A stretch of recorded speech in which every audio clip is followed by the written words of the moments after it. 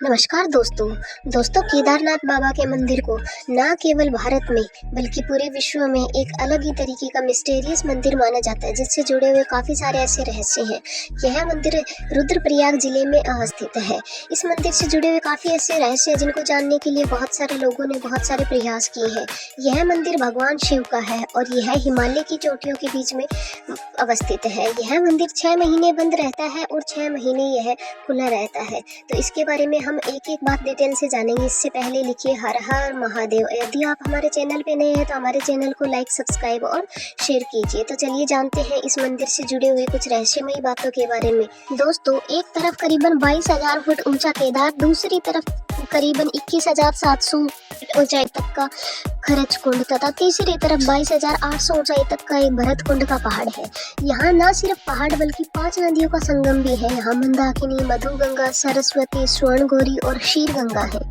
मंदाकिनी की सहायक नदी अलकनंदा के किनारे पर ही स्थित है बाबा केदारनाथ का धाम। इन्हीं नदियों के अलावा यहाँ पर स्थित है एक नर और एक नारायण पर्वत, जो मंदिर के पास ही स्थित है।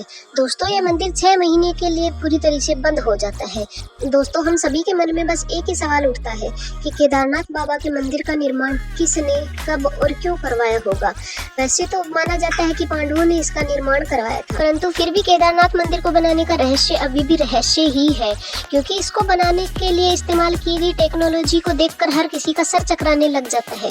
क्योंकि इस मंदिर को बनाने के लिए एक इंटरलॉकिंग टेक्नोलॉजी यूज की गई, जो लगभग उस समय नामुमकिन से थी, क्योंकि इस मंदिर में बिना किसी सीमेंट के पत्थरों को इस प्रकार से जोड़ा गया है जैसा कि आज की इंजीनियरिंग टेक्नोलॉजी को इस्तेमाल करके बड़ी बड़ी बिल्डिंग्स को बनाने में किया जाता है। केदारनाथ से जुड़े हुए अन्य ऐसे रहस्य हैं जिनके बारे में आज तक भी कोई जान नहीं पाया है। वैज्ञानिक भी जिनको जानकर हैरान है और इनको जानने के लिए हमेशा दर-बदर कोशिश करते रहते हैं। लेकिन कुछ ऐसे रहस्य हैं जैसे कि ऐसा ही एक रहस्य है केदारनाथ जी और रामेश्वरम का एक सीधी लाइन में होना। केदारनाथ, कालेश्वरम, श्रीकालाहस्ती, कांचीपुरम, तिरुवन्नमलाई और चिदम्बरम और रामेश्वरम, इन सभी का एक ही लाइन में अवस्थित होना कोई एक नॉर्मल बात तो नहीं है, सभी का एक ही लाइन में अवस्थित होना, लेकिन इसके बारे में भी अभी तक कोई भी जानकारी हमें नहीं मिली है। दोस्तों, माना जाता है कि जब केदारनाथ जी का मंदिर काफी सदियों तक बर्फ में दब गया था, तो उसके बाद में आदि शंकराचार्य जी ने आकर ही इसको खोजा था। तो आदि शंकराचार्य जी की तपोभूमि भी इसको माना जाता है। आदि शंकराचार्य जी की समाधि मंदिर के पिछले भाग में बना दी गई है। अभी इसको आधुनिक रूप से बना दिया गया है। दोस्तों, मंदिर का शिवलिंग अन्य शिवलिंग से अलग प्रकार से बना हुआ है। इस शिवलिंग को लेकर भी अनेक कथाएं जुड़ी हुई है, लेकिन एक सर्वमान्य कथा जो कि पांडवों के युग की मानी जाती है, वह कथा यह है कि जब पांडवों को कौरवों को मारने का श्राप लग गया था, तो श्री कृष्ण जी ने उनको कहा था कि आप जाकर भगवान शिव से माफी मांगिए। तो भगवान शिव को ढूंढते हुए पांडव जो है वो यहाँ पे आ गए थे, लेकिन पांडवों से छुपने के लिए भगवान शिव ने एक अलग ही रूप धारण कर लिया था। भगवान शिव ने बैल का रूप धारण करके पहाड़ों में चरने वाली गैयों के बीच में जाकर छुप गए थे, लेकिन पांडवों ने एक योजना बनाई और भीम ने अपना विशालकाय रूप धारण करके पर्वत के दोनों ओर पैर लगा लिए, जिससे बाकी सारे पशु तो भीम के पैरों के नीचे से गुजर गए, लेकिन भगवान शिव का नंदी रूप इनके नीचे से नहीं गुजरा और वो उनसे छुपकर भागने लगे। लेकिन भीम ने भगवान शिव के नंदी रूप का कुबड़ पकड़ लिया और उनको वहीं पे पकड़ लिया, जिससे भगवान शिव उनसे पांडवों से प्रसन्न हो गए और उनको वहीं पे श्राप से मुक्त कर दिया। इसलिए इस मंदिर में आज भी कुबड़ रूपी शिवलिंग की पूजा की जाती है। भगवान शिव का यह ज्योतिर्लिंग सबसे पवित्र माना जाता है। यह ज्योतिर्लिंग 12 ज्योतिर्लिंग में से एक है। यह मंदिर दुर्गम घाटियों के बीच में अवस्थित होने की बजाय भी यहाँ पर सालों साल लाखों श्रद्धालु बहुत सारी कठिनाइयों को झेलकर यहाँ पर पहुँच जाते हैं, क्योंकि यहाँ पर पहुँचना इतना भी आसान नहीं है। गौरीकुंड से लेकर केदारनाथ पहुँचने तक की है 16 किलोमीटर की लंबाई बहुत ही दुर्गम घाटियों से होकर गुजरती है और बहुत ही खतरनाक मोड़ यहाँ से आते हैं, लेकिन फिर भी सच्ची श्रद्धा रखने वाले श्रद्धालु यहाँ पे प्रतिवर्ष आते हैं। इस मंदिर से जुड़े हुए और भी बहुत सारे रहस्य हैं।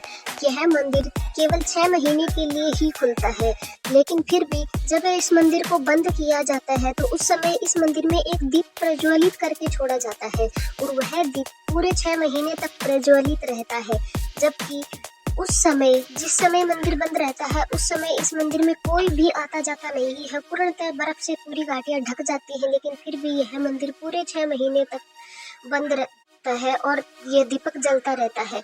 जब यह मंदिर बंद होता है तो भगवान शिव का नंदी विग्रह जो है उसको मकुमठ में स्थापित कर दिया जाता है और 6 महीने के बाद में फिर से मंदिर को खोला जाता है। लेकिन जब मंदिर को फिर से खोला जाता है तो उस समय इसमें बहुत ही अजीबोगरीब घटनाएं हमें देखने को मिलती हैं, जिनका आज तक कोई भी विश्लेषण नहीं कर पाए।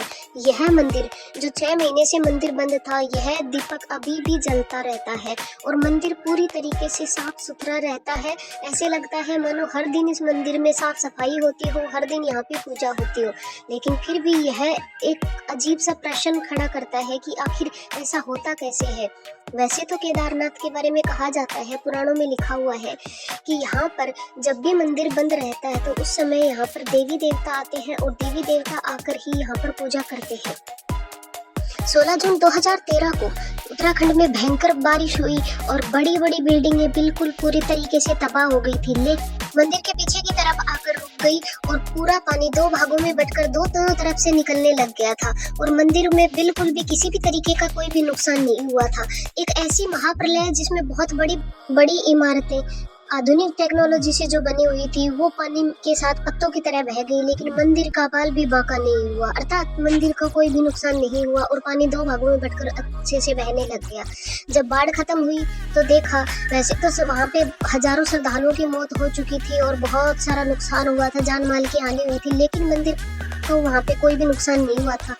होता भी कैसे दोस्तों, एक ऐसा स्थान जहाँ पे साक्षात शिव निवास करते हैं, ऐसे स्थान का कैसे कुछ भी बिगड़ सकता है। यह भीमशिला भगवान शिव का रूप लेकर आई और आज इस भीमशिला की पूजा की जाती है। ऐसा ही एक चमत्कार सुनने में आता है कि एक भक्त जब मंदिर के पट बंद हो रहे थे उस समय मिलों की यात्रा करके यहाँ पे पहुंचा था, परंतु मंदिर के पट बंद हो चुके थे, इसलिए पुजारियों ने उनको साफ मना कर दिया था कि अब मंदिर के पट 6 महीने बाद ही खुलेंगे, तो आप यहाँ से चले जाइए। लेकिन भक्त था, भगवान के प्रेम में दीवाना था, तो वह वहीं पे रुक गया और सारे पुजारी वहाँ से चले गए। वह वहीं पे इंतजार करता रहा कि जब भी पट खुलेंगे मैं भगवान के दर्शन करके ही यहाँ से जाऊंगा।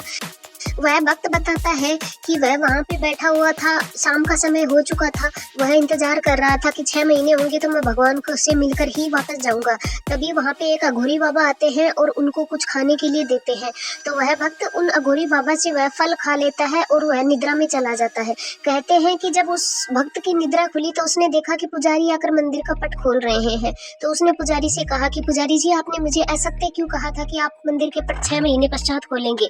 तो पुजारी ने कहा, हम तो 6 महीने पश्चात ही खोल रहे हैं, पर तुम ये बताओ कि तुम्हारे साथ हुआ क्या था। तो जब भक्त ने सारी बातें पुजारी जी को बताई थी, पुजारी जी आश्चर्यचकित रह गए और उन्होंने कहा कि हे भक्त, तुम भगवान के एक ऐसे अनन्य भक्त हो जिसको स्वयं भगवान ने आकर दर्शन दिए हैं। तो दोस्तों ऐसे हैं हमारे बाबा केदार, जो बहुत ही दयालु हैं और अपने भक्तों का बहुत ही ध्यान रखते हैं। दोस्तों केदारनाथ जी के मंदिर से जुड़ा हुआ एक रहस्य और है, यहाँ पे बना हुआ रेतस कुंड, जहाँ केवल ओम का जाप करने से ही बुलबुले उठना कोई साधारण बात तो नहीं है। इस रहस्य का पता लगाने के लिए बहुत सारे वैज्ञानिकों ने बहुत सारे प्रयत्न किए हैं, लेकिन आज तक भी कोई भी किसी भी तथ्य पर नहीं पहुंच पाया है। तो ऐसा है हमारे बाबा केदारनाथ जी का मंदिर, जहाँ अनगिनत रहस्यों का खजाना है, जिनके बारे में ना तो आज तक कोई पता लगा पाया है, जहाँ तक लगता है ना कोई पता लगा पाएगा। तो दोस्तों ये थे कुछ गिने चुने रहस्य जिनके बारे में हमने आपको बताया। तो दोस्तों इसी तरीके की जानकारियों के लिए हमसे जुड़े रहने के लिए आप हमारे चैनल को सब्सक्राइब कीजिए, लाइक कीजिए और अपने दोस्तों के साथ शेयर कीजिए। दोस्तों आपके एक शेयर करने से और लाइक करने से हमें मोटिवेशन मिलता है। चलिए दोस्तों आज के लिए बस इतना ही। आप सभी को हमारी तरफ से हर हर महादेव।